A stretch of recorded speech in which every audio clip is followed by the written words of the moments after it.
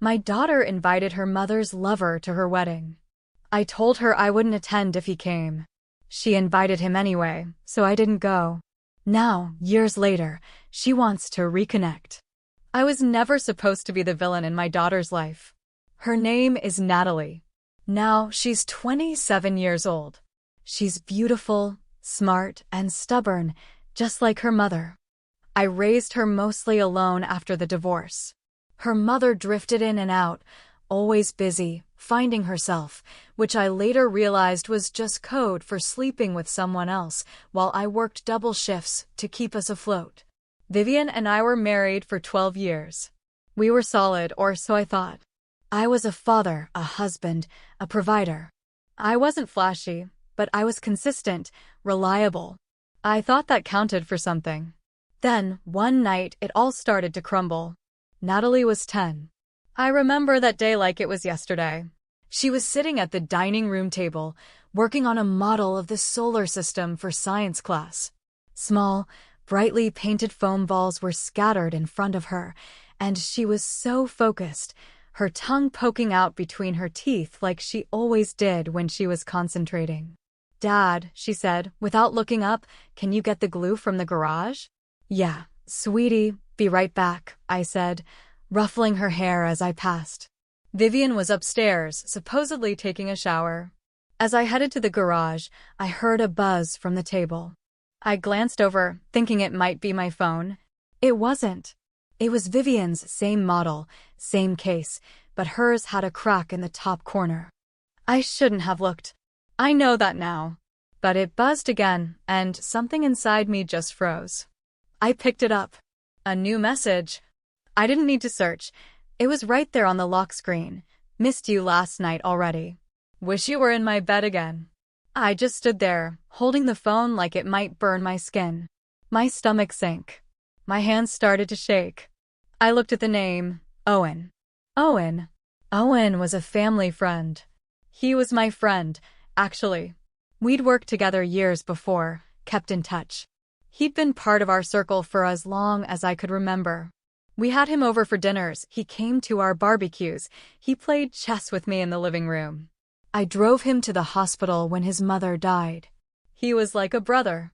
And the whole time, he was screwing me over behind my back with my wife. I didn't confront her that night. I couldn't. I just stood there staring at the message until the words blurred. My heart was pounding so hard I thought Natalie might hear it from the dining room. Then, I put the phone down, walked to the garage, grabbed the glue, and sat down next to my daughter as she carefully pressed Jupiter into place. I smiled. Said, "Looks great, Nat." I don't know how I got through that moment, but I did. 2 days later, I filed for divorce. Quietly, cleanly. No arguments, no dramatic exits. Vivian tried to explain it away to friends, to Natalie, like we'd simply grown apart. Then, one day when Natalie was with me, I tried to explain why I'd asked for the divorce.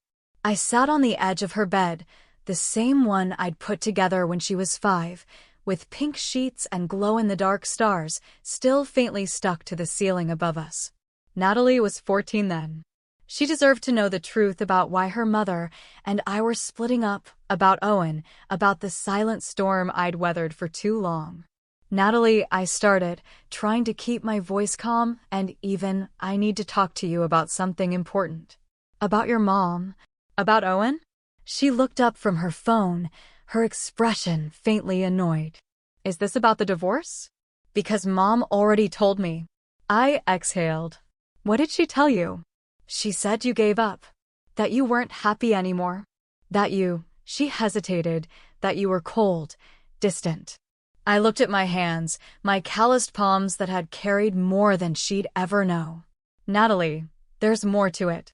Your mom and I tried, but something happened, something that hurt more than I can explain." She crossed her arms, already defensive. "Are you making it sound like it's all her fault?" "I'm not blaming her," I said quickly, "but I'm not going to lie either, Natalie." I took a breath that felt like sandpaper in my throat. She cheated. With Owen. There it was. The words hung in the air like smoke. Natalie blinked slowly, then let out a sharp laugh, a note too high. That's disgusting, she said. Why would you say something like that? Because it's the truth, I said softly. You've seen how close they've gotten, how much he's around. Natalie, I'm not saying this to hurt you, but I can't keep lying to protect a version of the story that just isn't real. Her eyes turned cold. No, she said flatly, you're lying. I'm not. Yes, you are, she yelled, standing up. God, why are you doing this? Is this how you justify leaving? Painting Mom as the villain so you don't have to feel bad. I stood, too, but I didn't touch her. Natalie, I stayed. I swallowed it for months, for you, because I didn't want you to grow up hating her. But you're old enough now. You deserve to know. I don't want to hear this, she cried, shaking. You're just bitter because she found someone else. Tears were welling in her eyes, but I knew they weren't for me. They didn't do anything wrong, she said breathlessly. You're just trying to turn me against her, against Owen. You're being cruel. I felt like I'd been punched. Natalie, no. She screamed, just stop. I don't want to hear another word. And she ran out, slamming the door behind her so hard the walls shook. I stood there in the middle of her room, staring at the spot where she used to ask me to check for monsters under the bed, and for the first time, I realized that sometimes, even when you finally tell the truth, the damage is already done. So I stopped trying to explain myself. Vivian moved in with Owen before the ink on the divorce papers was dry. That was 17 years ago. I kept things cordial with Vivian, for Natalie. I went to every parent-teacher conference, every school play. I was there for her soccer games, her birthdays. I held her hand through scraped knees and stayed up late helping with tough homework. I packed lunches. I listened.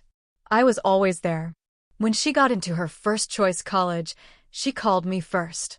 Dad, I got in, she said, her voice vibrating with joy. Holy cow, Nat. That's amazing. I laughed. I knew you would. You earned it.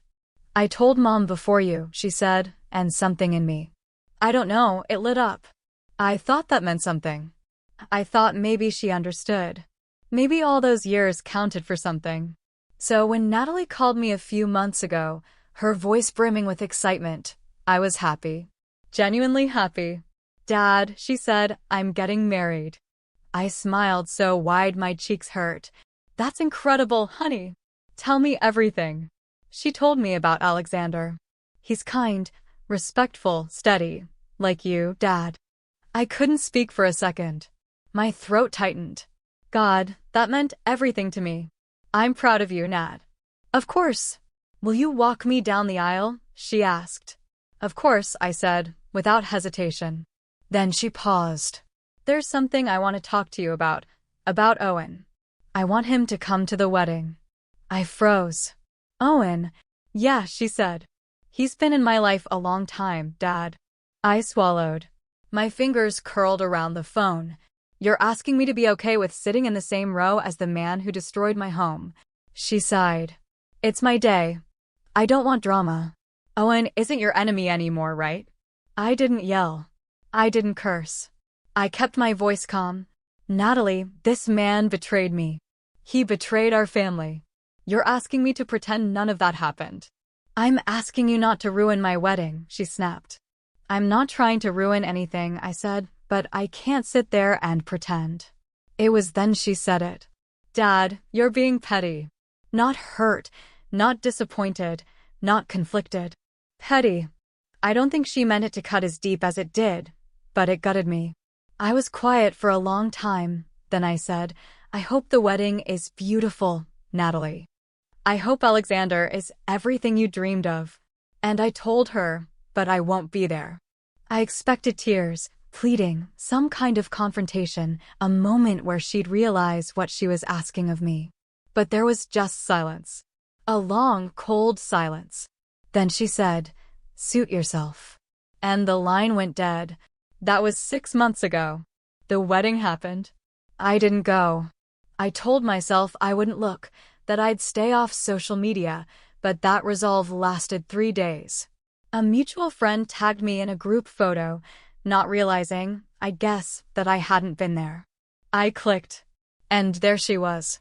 Vivian, glowing in white like a twisted echo of a second bride. She was next to Natalie, holding a bouquet like it was her day, too, like she hadn't abandoned us all those years ago. Owen was beside her, smiling, holding her hand, like he hadn't once sat in my living room, eating my food and laughing at my jokes while he slept with my wife behind my back. And Natalie, my daughter, walking down the aisle on his arm. I stared at that photo until the screen blurred. It felt like I'd died. Or worse, like I'd never existed. Like I'd been cleanly edited out of my own life, from the script. 2 weeks later, I packed up her childhood photos. The one of her in the bumblebee costume, her toothless grin on the first day of school, the drawing she made of our house with the big sun in the corner and Daddy written in crayon. Not out of anger, but out of grief. I couldn't keep looking at those memories knowing they didn't mean anything to her anymore. They were mine now. Just mine. Around Christmas, she called. I didn't answer. She left a voicemail. I listened to the first sentence. Just wanted to say I hope you can get over it. I stopped it. Deleted it. Moved on, like this was a phase, a spat, like losing your place in your daughter's life was something you could just get over. Then last week, there was a knock on the door. It was Vivian. I didn't recognize her at first. She looked older, tired, worn in a way I hadn't seen before. Not put together or made up like in the wedding photos. Real. I didn't invite her in. She didn't ask, either. I didn't know, she said. I didn't know. She looked down, fiddling with the strap of her purse. She thought you left because we'd fallen out of love. I said nothing, just watched her. She shifted, looked back up. I didn't know about the affair. I never told her. I leaned against the doorframe, trying to keep my face blank, my stomach churning. She took a breath. She found out last month. Owen and I had a fight. He told her everything. Told her how we started seeing each other, that we were already together when I left you, that he used to come over when you worked night shifts. She's angry, Charles, Vivian said, her voice softer now. Really angry. Says she feels like a fool. Vivian's voice was quiet. Not shaky, not dramatic. Just worn, like someone who'd finally realized the damage was permanent. She cut Owen and me off completely, she added after a pause, like an afterthought. She moved out of state with Alexander last week. I said nothing. There was nothing to say. What could I offer now? Sympathy? Forgiveness? Closure? I wasn't sure they were mine to give anymore. She wants to talk to you, Vivian continued.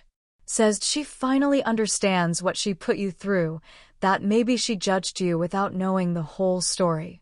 I nodded, more to myself than to her. It wasn't anger moving through me. It was tiredness, a still ache that had long since dried into scar tissue. I wish her the best, I said finally, but I'm not okay with the drama. I know for a fact you were the one who poisoned her against me. It's not my responsibility to fix what you broke. He was your monster. You fight him. Vivian blinked. She's your daughter, she said softly. She was, I replied. My voice didn't rise, it didn't need to. And I loved her enough to let her believe the best of you. I swallowed that pain for years so she could have 2 parents to love. I forced myself to see her face every other day, just so she wouldn't hate me. But when she chose him over me, knowing I'd always been there for her, that was her choice. I'm not going out of my way to fix anything. Vivian looked like she wanted to say something, but I didn't give her the chance. I stepped back and closed the door. Some stories don't end with fireworks, or a reunion, or a neat little bow. Some end with a quiet truth. Love isn't always enough, not when trust is broken. I didn't walk away out of resentment. I walked away because I finally accepted that sometimes the people you bleed for will choose the ones who made you bleed. And I refused to sit in that front row and smile like none of it ever happened. That was the day I let go. And I haven't looked back since. About 6 months later, I received a letter. Not a text, not an email. A handwritten letter, tucked into a plain white envelope with no return address. The handwriting was unmistakable. Natalie's cursive, the same she used when she wrote me a Father's Day card in 3rd grade and spelled hero like hero. I still have that card somewhere, probably tucked away in a box in the attic, creased at the corners, smudged with glue from some long-forgotten art project. I remember how she beamed when she gave it to me, proud of every misspelled word. I didn't open the letter right away. I left it on the kitchen counter for 3 days. I moved it from one end to the other like it was marking time, like it had a timer on it, and when I opened it, everything would explode. Grief, memory, guilt. I wasn't ready, not to hear her rewrite the past, not to let myself hope. But one night I poured myself a glass of bourbon, the kind I save for quiet nights and sharp thoughts. I sat down and finally read it. Dad, I don't know how to start this except to say I was wrong. I was so wrong. I've thought about that phone call every day since. The word petty makes me sick now. I don't even know why I said it. I think I was trying to protect something. Maybe my idea of a perfect day. Maybe my denial. You were always there. Always. When Mom missed the piano recital, you were there. When I was scared to take my driving test, you were there. You were the one who drove around empty parking lots with me until I got it right. When I called, crying because Alexander and I had our first big fight, you were the one who answered at 2 a.m. and talked me down. And when I told you I was getting married, your voice broke with pride. I should have known then. I thought Owen was just part of the past, a weird footnote. I didn't know the depth of it. Mom made it sound like her marriage just dissolved. She never told me about the affair. Not until after the wedding, when things with Owen started to fall apart and he got mean, angry. He said things that made my skin crawl. He told me things he shouldn't have. And I realized what you swallowed for all those years. You never made Mom the villain. You let me love her without baggage. You didn't make me choose. But when I asked you to sit next to him, to share space with the man who betrayed you, I made you choose. And I chose wrong. I don't expect forgiveness. I don't expect anything. I just wanted you to know that I see it now, all of it. And I'm sorry for not seeing it sooner. I love you, Dad. If there's a way back, I'll wait for it. Natalie. I cried. I hadn't cried in years. Not at the divorce, not when I saw her wedding photos, not when I packed away the last of her childhood. But I cried for the 10-year-old girl who thought gluing planets onto poster board was more important than what was breaking under her roof. I cried for the man who stayed silent to protect her. And I cried for the father who didn't know if he'd ever hear "I love you" again without bitterness attached. But I didn't call her. Not right away. Not yet. I held onto the letter for months, turning her words over in my mind like a smooth stone. I needed to know if I was ready to open that door again. Or if I'd just be looking through the window, watching her from a distance. 3 months later, I found myself at the local hardware store, buying paint for the spare room, the one I hadn't used in years. I was comparing swatches of soft gray and pale blue when a little girl ran past me, dragging a stuffed tiger almost as big as she was. "Daddy," she called out to her father, "why do some paints say eggshell and they're not made of eggs?" I smiled, remembering Natalie at that age, how she once insisted there must be real glitter in her birthday cards. I was thinking about that when I heard it. "Dad?" I turned around. There she was. No makeup, hair in a messy bun, a grocery bag dangling from her fingers. That same nervous lip-biting thing she did when she was caught sneaking candy. She didn't say anything else. Just stood there, her eyes locked on mine like she was holding her breath. A small tear rolled down her eye. So I opened my arms. She dropped the bag at my feet, and we stood there in aisle 17, surrounded by primer and varnish, until we cried like strangers who'd finally found their way back home. We didn't fix everything in one hug. That's not how healing works. But the next day we met for coffee, and the week after that we met again. We talked. We argued. We relearned how to trust each other. I finally told her the whole story, not for revenge, but because she deserved the truth, finally unfiltered. She's in therapy now. Real therapy, the kind that helps her dig through the rubble of what her mother and I left behind. And she's expecting a child. A daughter. When she told me, she added, "I want you in my life. Not just as a grandfather." I told her, "I'd like to think I can be the kind of father you want to model." She smiled, soft and honest. And I said, "Yeah, because loving doesn't always mean forgetting the pain. Sometimes it means walking through it together, if you're both willing to bleed a little to get back to each other." So no, I didn't look back that day. But I left the porch light on. And eventually, she came home. Caught she in Thursday high. I didn't know I could miss someone I never really had. But I miss my daughter every second of every day. Her name is Anna. She turns 6 next week. She likes dinosaurs. Triceratops is her favorite, and strawberry Pop-Tarts. She's allergic to cats, but loves them anyway. I know these things not because I was there, but because I ask, in secret, mostly through my mother. She follows Lydia, my ex, on Facebook. Or from the one time I ran into Anna's teacher at the grocery store, a woman with a paint-stained cardigan and tired but kind eyes. "Miss Keller?" I asked, my heart pounding. She turned, flushed. "Yes, I'm Anna's uncle, just checking in."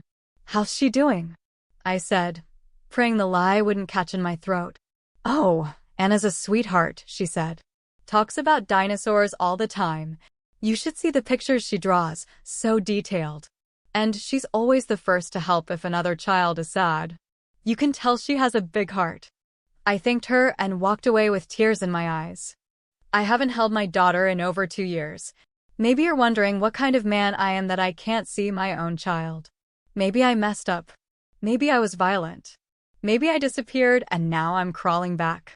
But none of those things are true. I was there, every day, from the moment she was born and wrapped her tiny fingers around mine. I was there. Lydia and I didn't start out as enemies. Hell, we were college sweethearts.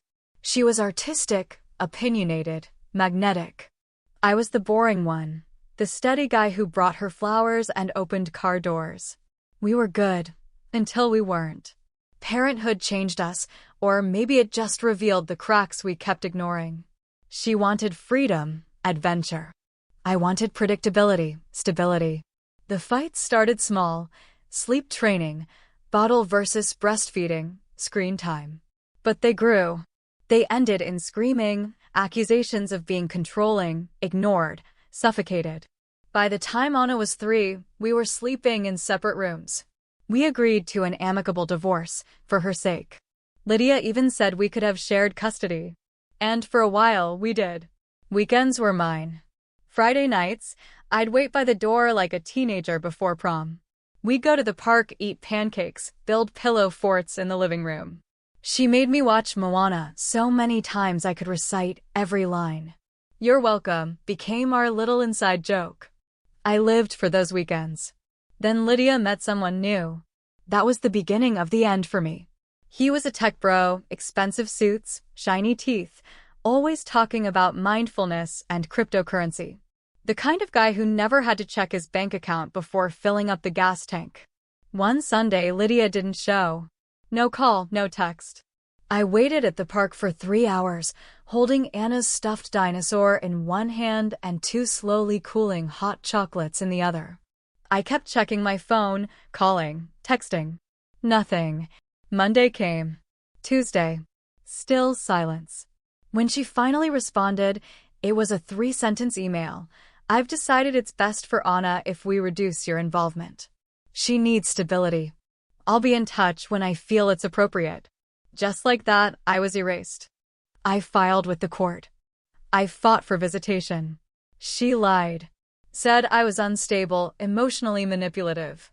She brought up some argument from 2 years prior, twisted it, made it sound like I was dangerous. Her new husband offered to adopt Anna, looked me in the eye and said, "You should do the right thing and step aside." The judge gave Lydia full temporary custody pending a hearing. But that hearing kept getting postponed. Scheduling conflicts, mysterious health issues for Lydia. Month after month, over a year. Every door I knocked on slammed shut. So I started doing the only thing I could. Every Sunday, I drive to her neighborhood. Not to stalk, just to be close. I park down the street near the old fence by the playground, the one with peeling blue paint and rusty chains on the swings. I bring a book or a toy for Anna. Every week, I leave it at the base of the fence. Sometimes I sit for hours, hoping she'll ride by on her scooter. Most times she doesn't. But once she did. It was last fall, leaves everywhere swirling around the sidewalk, the air sharp and smelling of wood smoke. I was sitting on the bench by the fence, pretending to read a book I couldn't focus on. Then I saw her, coming around the corner with her stepfather and their dog. I froze. My heart hammered so hard I thought I might pass out. She saw me. Her little face lit up, just for a second. "Daddy," she called out, took a step towards me, and then his hand clamped down on her shoulder like a vice. He said something I couldn't hear. Her smile vanished. She looked confused, like she'd done something wrong. I didn't move. I didn't wave. I didn't speak. Because if I dared to cross that invisible line, they'd say I was violating the order, harassing, dangerous. So I just stood there and watched her walk away. Then I went home and cried until I threw up. My apartment looks like a shrine to her, to us. Hundreds of drawings she made me, crayon scribbles on printer paper, napkins from restaurants we used to go to with little smiley faces or her name in shaky letters, hair ties, plastic, half-broken rings from vending machines. Sometimes I pick up one of the rings, hold it like it's a relic, like it might still carry the warmth of her fingers. She probably thinks I abandoned her. But I didn't. I write her letters every week. I don't send them. I'm not allowed to. But I write them. Some are silly, about a magic pancake that takes her to the moon. Some are just lists, top 10 playgrounds, top 5 ice cream flavors, all the names I want to call our next goldfish. Some are filled with rage, pages of frustration, sadness disguised as fury. But most of them are just me begging her to remember. Just a little, just enough so I can come back. Last week, her school called. A woman with a gentle voice said, "Mr. Ellis, your daughter, Anna, told her teacher she misses her daddy, but she's not sure if he's real." Not sure if I'm real. I am real. I'm here. So I hired another lawyer, took out a loan, and I'm going back to court next month. Let them paint me as unhinged, desperate, too emotional. Fine. I am desperate. I am emotional. I'm a father who wants nothing more than to be in his daughter's life, and I'll keep sitting at that fence every Sunday until I see her again. Because I refuse to be erased. The courtroom was colder than I expected. Not the temperature, the feeling. Clinical, detached, like the people sitting there weren't deciding the fate of a 6-year-old girl who still called her favorite crayon yellow instead of blue. Lydia sat across from me in a navy pantsuit. She didn't look at me once. Her new husband was beside her, that same smug expression, like a man who already knew the ending, like he'd won a prize. My lawyer leaned in, whispered, "Stay calm. No emotion. No outbursts." Easy for him to say. He didn't have to sit there and listen to Lydia call me erratic. He didn't have to hear her say Anna had nightmares after our weekends, that I was obsessive, that I refused to let go. No evidence. Just words. And sometimes, in a courtroom, that's all it takes. Then they brought in the character witnesses. Lydia's best friend took the stand, said I was possessive during the marriage. Her mother followed, said she was worried for Anna's safety around me. Then came the school counselor, someone I'd never met. Sat there, calm as a still pond, and said consistency is crucial for Anna. A change could harm her development. I wanted to scream. To stand up and yell, I've done nothing wrong. I love my daughter. I just want to know what she dreams about. I want to hear her laugh again. But I didn't. I sat there, every muscle in my body tight with restraint, with grief. Then it was my turn. My lawyer stood, his voice firm, professional. He laid it all out, the records of my visitations, the weekends that were suddenly canceled without warning, the emails I sent asking for updates, the letters I wrote to Anna, the gifts I left at her school fence every week, rain or shine. The judge looked up from his notes, his eyes narrowing slightly. You left items at her school fence? Every week? For over a year. I nodded. My voice came out hoarse. I wanted her to know I hadn't left. That I was still here. That I never stopped loving her. There was a pause. A silence so profound it felt like the whole room had stopped breathing. And then, the miracle happened. The judge leaned forward. I want to hear from the child, he said. Through a court-appointed psychologist, I learned later that during one session, Anna had told the therapist, I remember Daddy's hugs. I want to go back to the pancake place. She didn't understand why she couldn't see me. She'd been told, Daddy doesn't want to see you anymore. I broke down right there in the courtroom. I didn't care who saw. I didn't care how it looked. I cried like a man who'd just been given a piece of his soul back. The judge didn't grant full custody. Not yet. But he ordered supervised visitations, a slow reintegration, he called it. Cautious hope. The first meeting was at a neutral site, kid-friendly, beanbag chairs everywhere, soft, pastel-painted walls. I arrived an hour early. Glue. Saturday. Was rushed again. Every second felt like an eternity. And then the door opened. She walked in, holding a stuffed tiger. The social worker was beside her. She looked taller, her hair was longer, but her eyes, those big, curious eyes I used to stare into while spoon-feeding her applesauce, were still the same. I stood up, my voice shaky. Hi. She looked at me, wary, silent. The social worker knelt beside her. Anna, do you know who this is? Anna looked at me, her eyes searching my face. Then she nodded slowly. My daddy. I dropped to my knees, opened my arms. I didn't even think. She ran into them. I held her.